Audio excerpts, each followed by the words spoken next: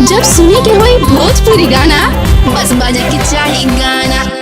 का भौजी होली में सुना है कि खूब साया से धुआं निकाल रहे हैं और सुना है कि 10 दिन पहले भैया घरवा आ गए हैं और लग रहा है कि खूब दाल कर रहे हैं भौजी।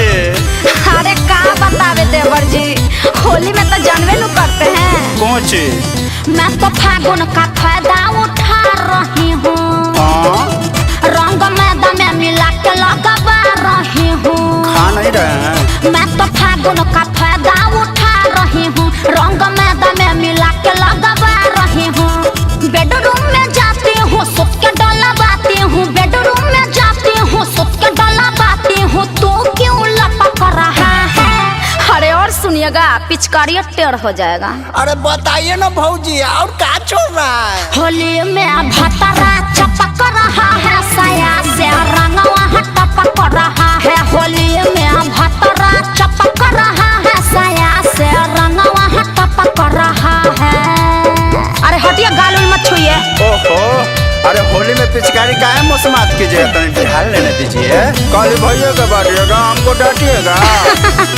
अरे आप तो जानबे करते हैं कि साल भर पर एक बार होली आता है और वही में न भतार भाता है।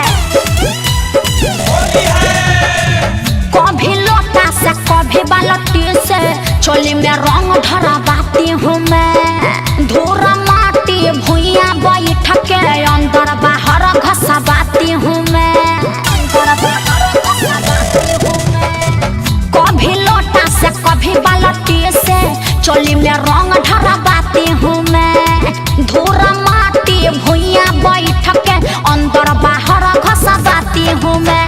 रंग के फुहार में अपन भेजवाती हूँ, रंग के फुहार में अपन भेजवाती हूँ। पानी में तो छपक रहा है। चुपचाप रुइया से भुइया साफ कीजिए, ज्यादा मत बोलिए। और का चल रहा है, जल्दी बताइए ना। हाँ तो सुनिए, होली में भतरा चपक रहा है, साया से रंगवा टपक रहा है। होली में भतरा चपक रहा है, साया से रंगवा टपक रहा है।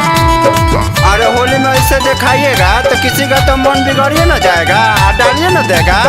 ये कोई तरीका है भौजी? देवर कहाँ को होवे न करता है। तनिका सा डालना न दीजिए भौजी, तनिका सा। अरे चुपिए, खाली लाम लाम पिचकारी लेकर दौड़ल चलते हैं। हाँ भौजी, तो पिचकारी बोलो का होता है?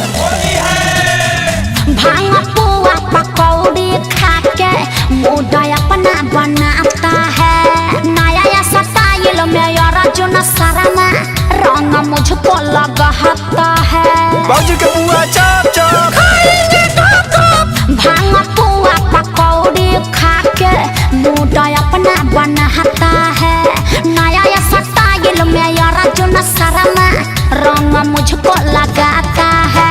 माजा खूबे आता है, सर्दी हो जाता है। माजा खूबे आता है, सर्दी हो जाता है। सुन के तू भभक रहा है। अरे अब तो समझ गए ना। अरे सब ऊपर से निकल जा रहा है भौजी। होली में भतरा चपक रहा है, साया से रंगवा टपक रहा है। होली में भतरा चपक रहा है, साया से रंगवा टपक रहा है। अरे अपना तो मजा ही मजा है।